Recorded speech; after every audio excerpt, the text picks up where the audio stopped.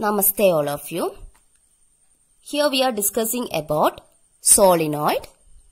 It is actually a piece of equipment which generates magnetic fields.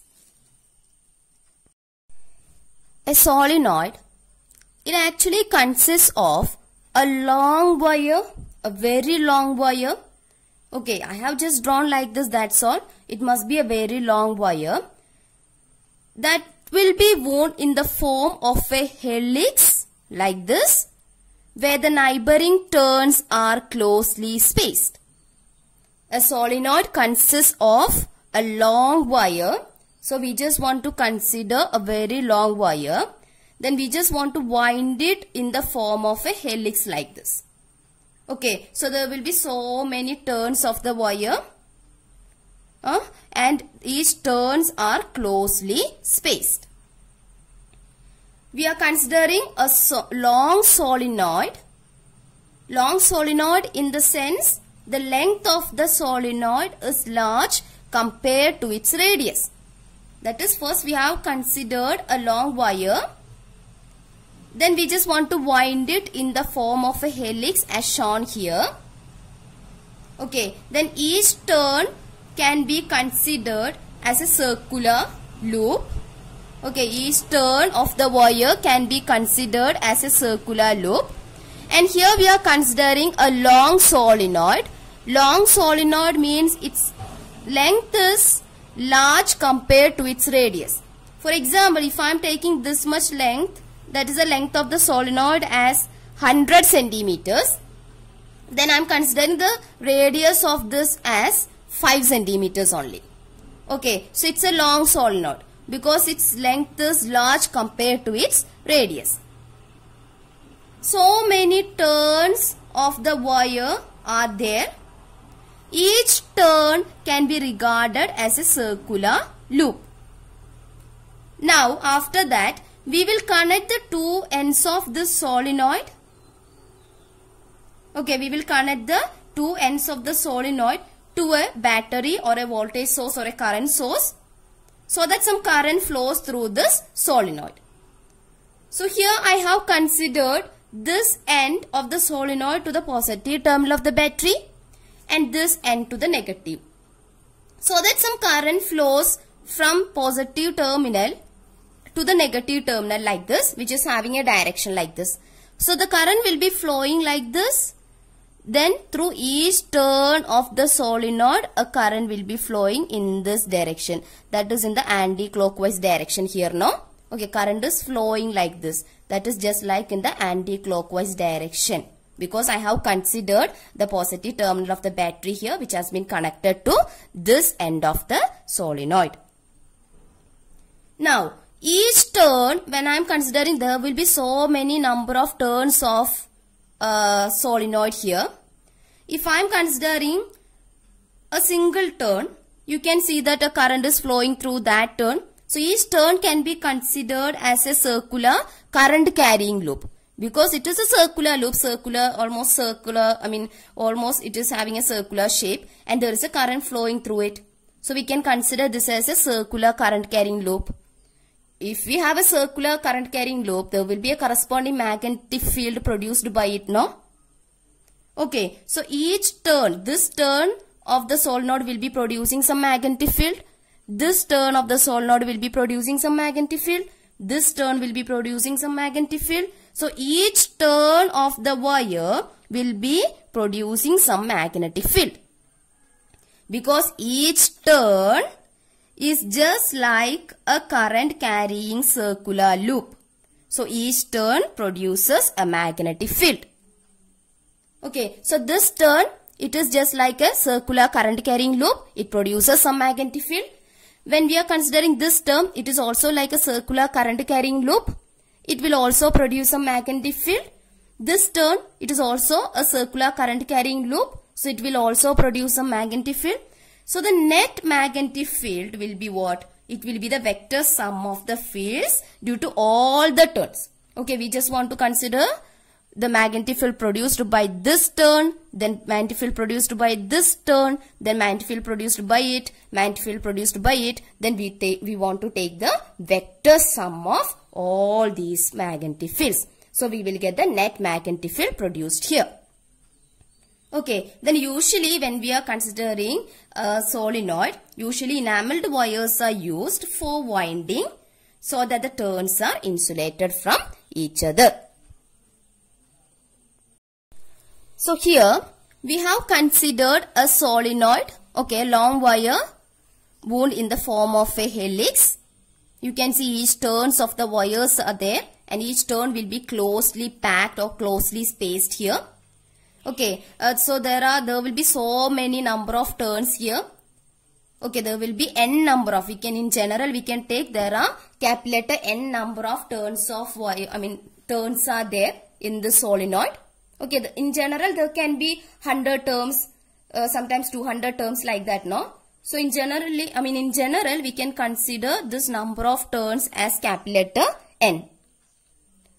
Alright, now you can see that the two ends of that solenoid is connected to a battery here. This is a positive terminal, so current I, capital letter I, okay, that is flowing through this solenoid. Now you can see the current is flowing like this, that is in the anti-clockwise direction through each loop. Okay, so current is flowing in the anti-clockwise direction.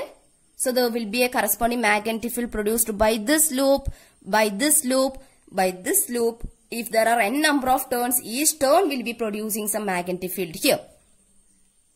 Okay, now the direction of this magnetic field can be found out by using what? Maxwell's right hand grip rule or thumb rule. Okay, so current is flowing in the anti-clockwise direction. Okay, current is flowing in the anti-clockwise direction. So magnetic field will be along this direction. Okay, current is flowing in the anti-clockwise direction. So magnetic field will be along this direction. Okay, so that is why I have drawn so many magnetic field lines which is in green color along this direction because arrow marks are marked like this. Okay, so vector B is the magnetic field produced here which is along this direction. Now, I have considered a closed loop here, A, B, which is drawn with this black colored sketch pen. Okay, please see that I have considered one closed loop here, A, B, C, D, A. Then only it will be a closed loop. Now, I am starting from A and I am coming back to A. And this closed loop that I have considered here, it is in rectangle shape. Okay, so I have considered a rectangular closed loop here, A, B, C, D, A. Okay, then this loop, it has the same length as that of the solenoid. So solenoid, its length is marked with the small letter L. Okay, the length of the solenoid, that is from this end to this end. The length of the solenoid is marked by small letter L. And this closed loop, it is also having, this also has the same length L as that of the solenoid. Okay, so L is the length of the solenoid. Okay, L is the length of the solenoid. Then I am taking a small letter N here, which is the number of turns per unit length. Okay, capital letter N is the total number of turns here.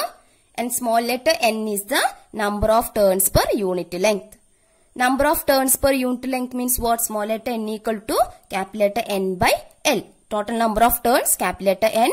Then length of the solenoid is small letter L. So small letter n can be written as number of turns divided by length of the solenoid. Okay, it is the number of turns per unit length. So capital letter N by small letter L. So total number of turns, capital letter N can be written as what? Small letter n into L. So capital letter N equal to small letter n into L. That is the number of total number of turns, n equal to small letter n into L. Now, I am going to apply Ampere's circuital law here in that closed loop A, B, C, D, A. Okay, what does that law say? Closed line integral. So here it is A, B, C, D, A. Right, our loop is A, B, C, D, A. vector B dot vector dl equal to mu 0 into current enclosed. Here we are considering that the whole system of that solenoid is placed in vacuum or free space. That is why I have considered the permeability of free space mu 0 here. Okay, then current enclosed. This current enclosed can be written as what? Each turn of the solenoid carries a current I, no? Okay, this turn of the solenoid carries an amount of current I. This also carries a current I. This also carries a current I. So if there are n number of turns, then what will be the current enclosed? N times I. So current enclosed, I enclosed can be written as N times I. What is that capital letter N? We got it as small letter n into L. So we can write it as small letter n into L into I. Okay, I am taking this as equation number 1 and this as equation number 2. Now, I am substituting this equation number 2 in 1. So that we will get closed line integral A, B, C, D, A, vector B dot vector dl equal to mu 0 into I enclosed. What is that? NL into I. NL into I. Okay. Now, this closed integral A, B, C, D, A, vector B dot vector dl can be written as what? You see here, that is we are integrating over the whole closed loop. Closed integral A, B, C, D, A. That can be written as integral A to B vector B dot dl plus integral B to C vector B dot dl plus integral C to D vector B dot dl plus integral D to A vector B dot dl. Now it is a closed one, no? We want that closed vector B dot vector dl. Right. So that can be written as integral A to B vector B dot vector dl plus integral B to C vector B dot vector dl plus integral C to D vector B dot vector dl plus integral D to A vector B dot vector dl. Okay, then that becomes that closed integral vector B dot vector dl. Alright, so we can write this closed integral vector B dot vector dl as integral A to B vector B dot vector dl plus integral B to C vector B dot vector dl plus integral C to D vector B dot vector dl plus integral D to A vector B dot vector dl. I am taking this as equation number 4. Okay, now we are considering that first one, integral A to B vector B dot vector dl. It is just like vector A dot B, no? What is vector A dot B? AB cos theta. So integral A to B vector B dot vector dl can be written as B into dl into cos theta, where theta is the angle between magnetic field and length of that, that's AB, right? So while we are observing this figure, what about the angle theta between the length of this AB, because we are integrating from A to B, now integral A to B vector B dot vector dl, right? So AB, its length is like this, along this direction. We can consider its length like this, and also the magnetic field is also along the same direction, right? AB means this side. So length is along this, length is like this, and the magnetic field is also like this. So they are just like parallel to each other, no? Here in this case, when we are considering this side AB. So what about theta? Theta will be 0. What about cos 0? Cos 0 is 1. Okay, so here theta becomes 0, cos 0 equal to 1. So this becomes integral A to B, B into dl. Okay, I am taking this B outside. So integral A to B, integral dl. Integral dl means what? Integral A to B dl. Integral A to B dl means the length of that side AB. What is its length? It has the same length as that of the solenoid. So small letter L. So we can write here integral A to B vector B dot vector dl is equal to B into L. I have considered this equation as equation number 5. Next I am considering the next integral B to C vector B dot vector dl.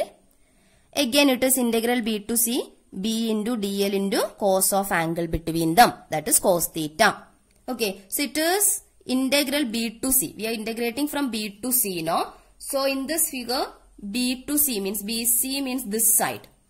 Okay, so you see the length of this side and the magnetic field, they are actually like perpendicular to each other, no? So theta will be 90. What about cos 90? Cos 90 is 0. So here theta equal to 90. So cos 90 equal to 0. So what about this integral? Integral B to C vector B dot vector dl equal to 0. Because 0 into any value becomes 0. I am taking it as equation number 6. Next we are considering the next one. Integral C to D vector B dot vector dl. Integral C to D means this side, no? It is actually outside the solenoid. Outside the solenoid, actually you can see that magnetic field lines are, most of the magnetic field lines are drawn here. Why? Because outside the outside the solenoid, inside the solenoid, the magnetic field lines are almost parallel to each other, and it will be very strong inside the solenoid. And outside the solenoid, the magnetic field lines are very, very weak, or practically, or it approaches to 0. So practically we can take the magnetic field outside the solenoid, that magnetic field strength outside the solenoid as 0. So while we are integrating from C to D, that magnetic field strength can be taken as 0, because the magnetic field outside the solenoid is practically 0. That is, it approaches to 0. It is very, very, very weak. Okay, so that becomes 0. Because it is already 0, 0 into anything, that becomes 0. So I am taking this as equation number 8. Okay, I'm sorry, equation number 7. That is integral C to D vector B dot dl. Outside the solenoid, practically the magnetic field strength becomes, it is 0. It approaches to 0. So this can be taken as 0. Okay, next we have integral D to A vector B dot vector dl. That is integral D to A. Here also you can see magnetic field lines are like this. Okay, so just like BC, here we have this AD or DA, it is like this, and magnetic field lines are like this. Right, so theta becomes 90, so this integral also becomes 0, because cos 90 is 0. I have taken this equation number as equation number 8. Now we are going to apply this 8, 7, then 6 and 5 in equation number 4. Okay, what was that equation number 4? Closed integral vector B dot dl is equal to integral A to B vector B dot vector dl plus integral B to C, then plus integral C to D plus integral D to A. Okay, so integral, the first one integral A to B, we got the value as BL, plus for the second one we got it as 0, for the third one we got it as 0, and the fourth one also becomes 0. So what about this integral? Integral vector B dot vector dl equal to BL only here. I am taking this as equation number 9. Now, from equation number 3, we have this expression now. Closed integral vector B dot vector dl equal to mu 0 into NLI. Okay, and just now we got this expression to closed integral vector B dot dl is equal to BL. Okay, so we can equate these two now. I am writing it as BL equal to mu 0 NLI. Okay, this L and this L can be cancelled now. So we can write the magnetic field as mu 0 N into I. Okay, that is inside the solenoid, the magnetic field lines are parallel to each other, and the magnitude of that magnetic field lines, it is actually equal to mu 0 into N into I, where mu 0 is the permeability of free space, N is the number of turns per unit length, and I is the current which is flowing through that solenoid. And you can see that there is no term which includes that length of that solenoid. What does that mean? Magnetic field strength doesn't depend on length of the solenoid. And outside the solenoid, the magnetic field strength approaches to 0. Okay, inside the solenoid, actually magnetic field lines are almost parallel to each other. It is almost constant or uniform inside the solenoid. And outside the solenoid, the magnetic field strength approaches to 0. It is very weak, or practically we can take it as 0. Okay, then magnetic field strength becomes B equal to, its value is mu 0 into N into I. It doesn't depend on the length of the solenoid. Okay, solenoid is commonly used to obtain a uniform magnetic field like this. Okay, it is usually commonly used to obtain uniform magnetic field. then if you want to get a large magnetic field, it is possible by inserting a soft iron core inside the solenoid. That means by inserting a soft iron core inside the solenoid, it is possible to get a large magnetic field. Okay, so this is the expression for that magnetic field.